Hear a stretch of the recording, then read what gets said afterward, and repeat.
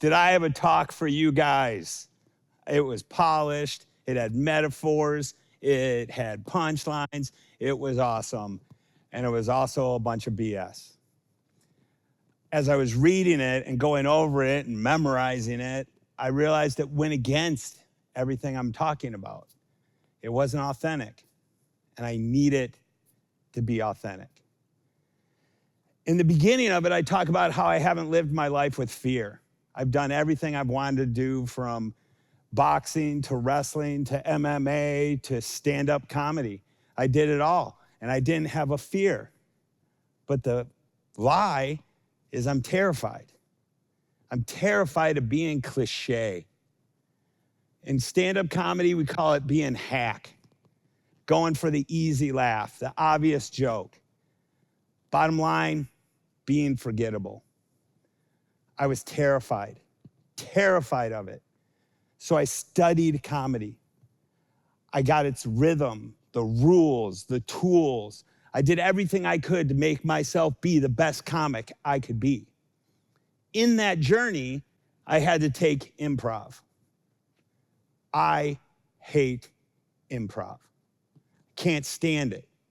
It's about the collaboration, the journey with your team. It's all about that. I'm a stand-up comic. I want a solo spotlight with a solo mic and one great punchline. That's what I wanted. But what I found in improv was one game that made me question my whole life, and that was yes and. Yes and. That was your only job. Somebody comes in with a scene idea, your only job is to say yes and. I hated it at first. Someone comes in, I went to the zoo. Yes, and I saw a giraffe in a top hat. Yes, and that was my only job. No punchlines, no funny. I wasn't getting the laughs, they were getting the laughs. And then something hit me cold. My whole life I hear no. No one ever says yes and. I have a new idea. No. I have a better way. No. I think we can do, no, no, no. That's all I would hear. And then I realized I do it in my own life. Every time somebody came with me with something new, no. My wife wants to go someplace new, no. So I thought, what if I took yes and applied it to my life, but make it my own? Make it, really? Tell me more. So I started toying around with it. I was thinking about doing it when my wife and I scored tickets to the Margarita Ball in Dallas. It is the event to kick off the holiday season. Think Cinco de Mayo and James Bond, right? It's for Toys for Tots, which is a great, great thing. So my wife and I score these tickets. She hates shopping, so I buy her a beautiful evening gown, and we go. She gives me a budget because you have to bring one toy. I brought about 30. We're standing in line. My wife is fuming. I'm in my tuxedo. She's looking gorgeous in her evening gown. All I'm thinking about is how I'm going to ruin every picture with her because she looks so good. And we're standing there with the toys in our arms. And all of a sudden I hear a woman's voice say, "Hey, aren't you Jason Powell from the Laugh Mafia?" And I turn around and I say, "I hope so. I'm wearing his underwear."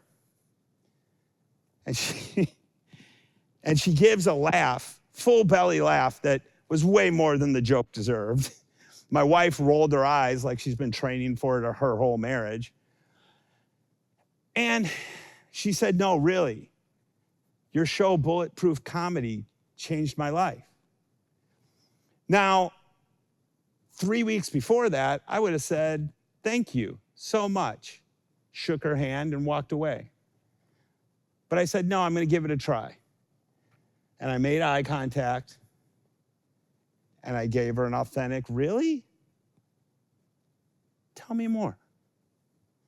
That's when she told me a story of her terrible divorce, the kind of breakup that leaves you hollow, and how that divorce had started giving her health problems from all the stress. And then What almost killed me, her lab of 14 years passed away. And she was at the end of her rope. And a coworker came to her and she says, I have an extra ticket for this comedy show. And the last thing she wanted to do was go to a comedy show. But her friend pretty much dragged her, and she came to the comedy show, a comedy show I was headlining.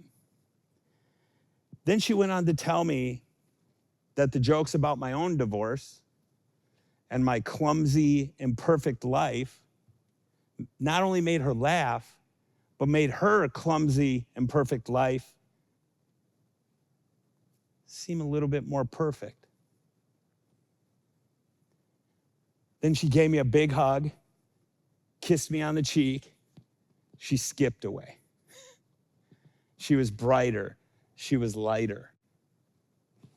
I turned around with a big, goofy smile to my wife. And my wife, being the beautiful person she is, looks me right in the eye and says, one person recognizing you does not make you famous. I said, doesn't it though? And then I found maybe I'm not looking for fame. Maybe it's connection.